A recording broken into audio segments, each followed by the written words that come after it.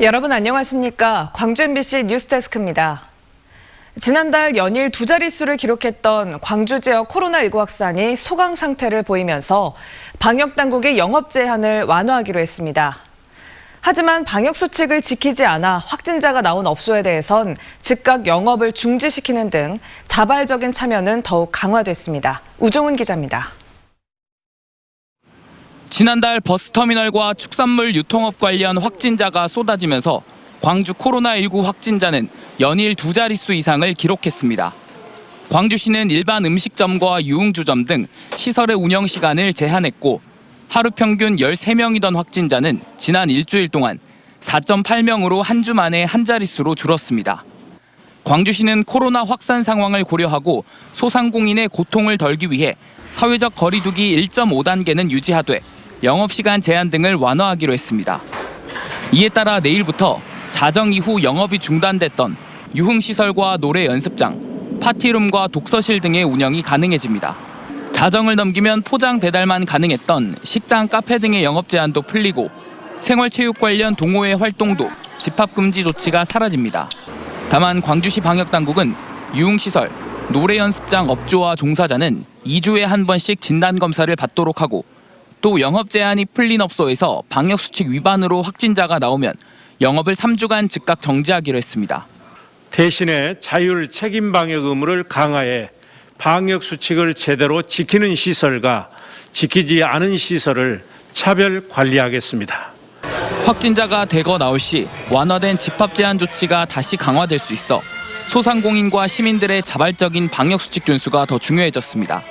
MBC 뉴스 우종훈입니다.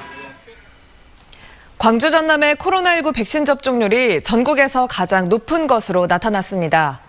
광주시와 전라남도에 따르면 오늘까지 17개 시도별 접종 현황을 분석한 결과 전남은 전체 대상자의 25.7%가 접종을 완료해 전국에서 가장 높은 접종률을 보였고 광주는 22.4%로 2위를 기록했습니다.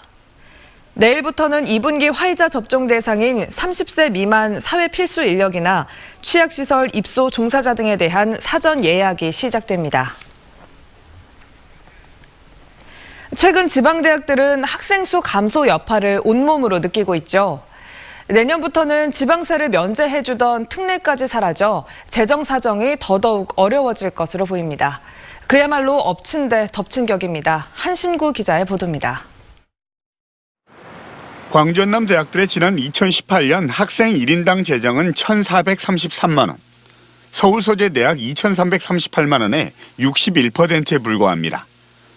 최근 들어 격차는 더 벌어지고 있는데 이 같은 재정 불균형이 교육의 질 하락 등 학생들의 피해로 이어질 수밖에 없습니다.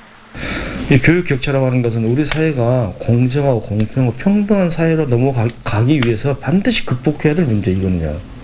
이건 지방대학과 수도권의 문제이기도 하고, 무슨 사립대학과 공립대 문제이기도 하긴 하겠습니다만. 급격한 학력 인구 감소로 위기에 놓인 지방대학, 특히 사립대학들은 내년이면 또 다른 암초에 맞닥뜨립니다.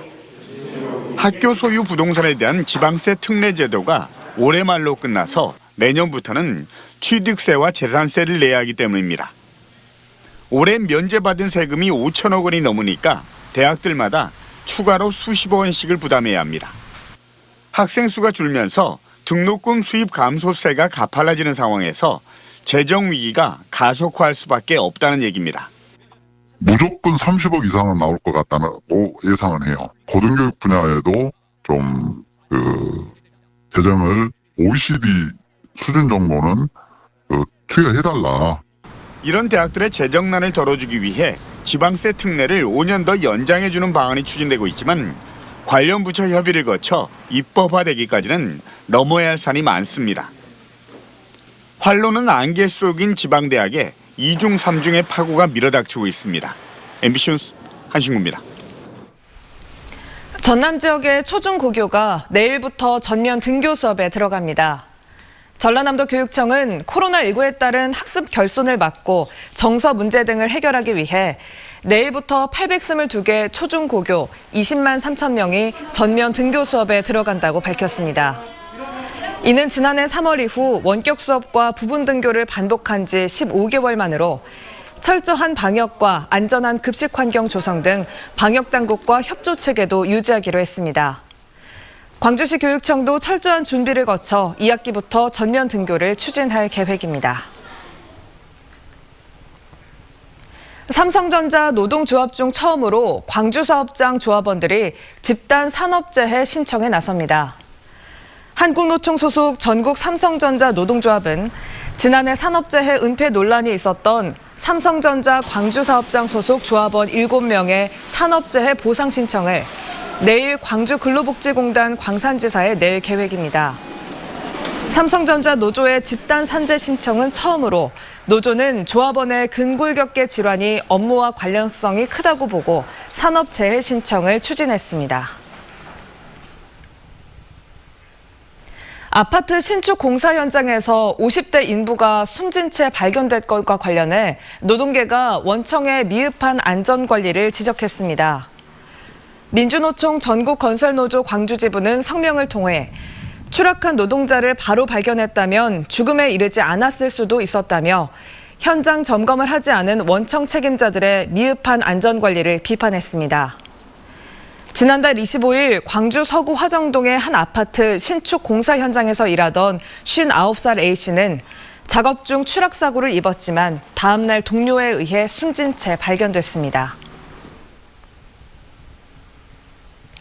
제66회 현충일을 맞아 광주에서 추념식이 치러졌습니다.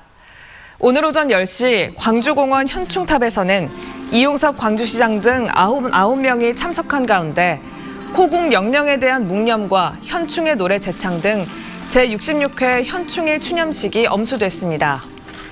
같은 시각 광주 전역에서는 1분 동안 현충일 묵념 사이렌이 울렸습니다.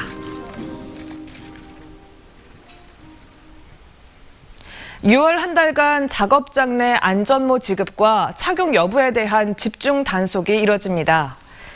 고용노동부 여수지청은 전남 지역에서 안전모 미착용으로 인한 사망 사고가 최근 잇따르고 있다며 사업장 내 안전모 지급과 착용 여부를 한 달간 집중적으로 점검하겠다고 밝혔습니다. 위험 작업장이 근로자에게 안전모를 미지급하면 징역이나 벌금이 부과될 수 있습니다.